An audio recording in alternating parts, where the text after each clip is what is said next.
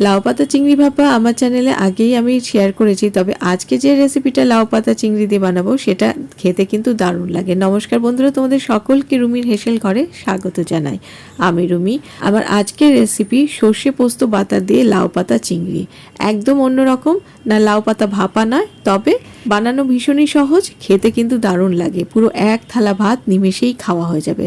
তাহলে চলো আর বেশি দেরি না করে রেসিপিটা শুরু করা যাক। লাউ পাতা দিয়ে চিংড়ির রেসিপিটা বানানোর জন্য আমি এখানে লাউ পাতা নিয়ে নিয়েছি। লাউ পাতা একটু কচি দেখেই নেবে, তাহলে রান্নাটা বেশ ভালো হবে। প্রায় 10-12টার মতন আমি লাউ পাতা নিয়েছি। এবার লাউ পাতাগুলোকে একসাথে মুড়িয়ে নিয়ে এরকম করে কুচিয়ে নেব। তবে লাউ পাতা আগে বাজার থেকে এনে ভালো করে ধুয়ে জল ঝরিয়ে রাখতে হবে। বন্ধুরা, আমার চ্যানেলে আরও অনেক রেসিপি পেয়ে যাবে, নিচে ডেসক্রিপশন বক্সে লিঙ্ক দিয়ে দেবো, তোমরা চেক করে নিতে পারো। আর আমার চ্যানেলে নতুন বন্ধু হয়ে থাকলে ভিডিওটা দেখে যদি তোমাদের ভালো লাগে তাহলে লাইক কমেন্ট করে চ্যানেলটিকে সাবস্ক্রাইব করে নেওয়ার অনুরোধ রইল। আর পাশে থাকা বেল আইকনটাকে অবশ্যই প্রেস করে দেবে, যাতে পরবর্তীকালে আমি যখনই কোনো রেসিপি শেয়ার করব তার নোটিফিকেশন তোমাদের কাছে আগে পৌঁছে যাবে। লাউ পাতাগুলো কুচিয়ে নেওয়া হয়ে গেছে। এইবারে যে লাউ পাতার যে কচি ডাঁটাগুলো আছে সেইগুলোকেও আমি এরকম মিডিয়াম সাইজে করে কেটে নিয়েছি। এগুলো রান্নাতে ব্যবহার করব। এবারে কড়াইয়ের মধ্যে আমি জল গরম করতে বসিয়ে দিয়েছিলাম।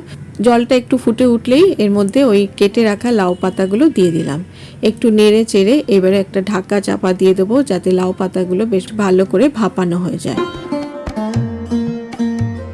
এইভাবে যদি একটু জলে ভাপিয়ে নেওয়া হয় তাহলে কিন্তু লাউ পাতাটা বেশ নরমও হয় আর খেতেও ভালো লাগবে। জলের পরিমাণটা এমন দেবে যাতে জলটা পুরোটাই টেনে নেয় পাতাগুলো। লাউ পাতাটা এদিকে ভাপানো হোক, আর এইদিকে আমি একটা বোলের মধ্যে নিয়ে নিলাম 1 চা চামচ কালো সর্ষে, 1.5 চা চামচ সাদা সর্ষে আর 1.5 চা চামচ পোস্ত। এবার এটা মিক্সিতে একটু শুকনো গুঁড়িয়ে নেব। সর্ষে আর পোস্ত মিক্সিতে গুঁড়িয়ে নিয়েছি, দেখো ঠিক এইরকম গুঁড়িয়ে নিতে হবে। এইবারে ঝালের জন্য দিয়ে দিলাম 2টো কাঁচা লঙ্কা ভেঙে, আর দিয়ে দিলাম অল্প একটু নুন, আর সাথে দিয়ে দিলাম জল। এবারে মিক্সিতে এটা পেস্ট করে নেব। মিক্সিতে সর্ষে ও পোস্ত পেস্টটা তৈরি করে নেওয়া হয়ে গেছে। এইদিকে যে লাউ শাকটা আমি ভাপানোর জন্য রেখেছিলাম সেটা ভাপানো হয়ে গেছে। এবার জল থেকে তুলে নিচ্ছি। দেখো ঠিক অল্প পরিমাণেই জলটা রয়েছে। তারপর জলটা ঝরিয়ে নিয়ে এই ভাপানো লাউ শাকটা দিয়ে দিলাম কড়াইয়ের মধ্যে। এখনো কিন্তু এই কড়াইটা ওভেনে চাপাইনি। আর দিয়ে দিলাম নুন হলুদ মাখানো মিডিয়াম সাইজের চিংড়ি মাছ। চিংড়ি মাছের পরিমাণটা তোমরা যেরকম পছন্দ করবে সেই বুঝেই দিতে পারো। এবার দিয়ে দিলাম 1/4 চামচ হলুদ গুঁড়ো, 1/4 চামচ কাশ্মীরি লাল লঙ্কা গুঁড়ো আর স্বাদ মতো নুন। দিয়ে দিলাম 3টে চিড়ে রাখা কাঁচা লঙ্কা। সাথে দিয়ে দিলাম সর্ষে পোস্ত বাটা। যদি সময় কম থাকে বাজারে কেনা সর্ষে পোস্ত পেস্টটাও ব্যবহার করতে পারো, তবে এইভাবে যদি তোমরা গোটা সর্ষে পোস্ত পেস্টটা বানিয়ে রান্নাটা করো তাহলে তার টেস্টটা কিন্তু বেশি ভালো লাগে। সবশেষে দিয়ে দিলাম বড় চামচে 2 চামচ সর্ষের তেল। আর এই রান্নাটায় একটু তেল বেশি হলেই ভালো লাগে, তবে তোমরা একটু কমিয়েও নিতে পারো। ব্যাস, এবার হাতের সাহায্যে খুব ভালো করে সবকিছু মিশিয়ে নিয়ে মেখে নেব। এবার মিক্সি বাটি ধোয়া জলটা একটু দিয়ে দিলাম, আবারও ভালো করে মেখে নেব।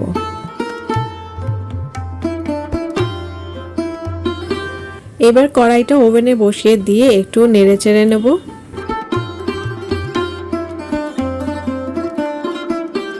এবার দিয়ে দিলাম 2টো পাকা লঙ্কা টুকরো করে। ব্যাস, এবার ঢাকা চাপা দিয়ে মিডিয়াম ফ্লেমে রান্নাটা হতে দেব প্রায় 10 মিনিট। 10 মিনিট পর ঢাকাটা খুলে নেব। ঢাকাটা খুলে নিয়ে একটু নেড়ে চেড়ে নেব। ঢাকাটা খোলার পরই সর্ষের তেলের ঝাঁঝটাই কিন্তু বেশ নাকে লাগবে। ব্যাস, এরকম ঝাঁঝালো লাউ পাতা চিংড়ি গরম ভাতের সাথে খেতে কিন্তু জাস্ট ফাটাফাটি লাগবে। রান্নাটা হয়ে গেল। এইবারে ওপর থেকে ছড়িয়ে দেবো 1 চামচ কাঁচা সর্ষের তেল। কাঁচা সর্ষের তেল দেওয়ার পর ফ্লেমটা অফ করে ঢাকা চাপা দিয়ে 2 মিনিট স্ট্যান্ডিং টাইমে রেখে দিতে হবে। 2 মিনিট স্ট্যান্ডিং টাইমে রাখার পর এবার একটা বোলে সার্ভ করে নেব। তো কেমন লাগলো আজকের এই লাউ পাতা চিংড়ি আমাকে অবশ্যই কমেন্ট করে জানিও। ভালো লাগলে শেয়ার করার অনুরোধ রইল। আর বাড়িতে একবার এইভাবে লাউ পাতা চিংড়ি বানিও, আশা করি সকলেরই ভালো লাগবে। আর এইরকম লাউ পাতা চিংড়ি গরম ভাতের সাথে খেলে আর কিছু লাগবে না, পুরো এক থালা ভাত নিমেষেই খাওয়া হয়ে যাবে। আর এই সাথে কচি লাউ ডাঁটাগুলো খেতেও কিন্তু দারুণ লাগবে। আমার চ্যানেলে লাউ পাতার আরো অনেক রেসিপি পেয়ে যাবে, নিচে ডেসক্রিপশন বক্সে লিংক দিয়ে দেবো, তোমরা চেক করে নিতে পারো। তাহলে আজকে এই পর্যন্ত, আমি আবারও হাজির হয়ে যাব আমার হেসেল ঘরের খবর নিয়ে। তোমরা সবাই ভালো থেকো, সুস্থ থেকো, টাটা।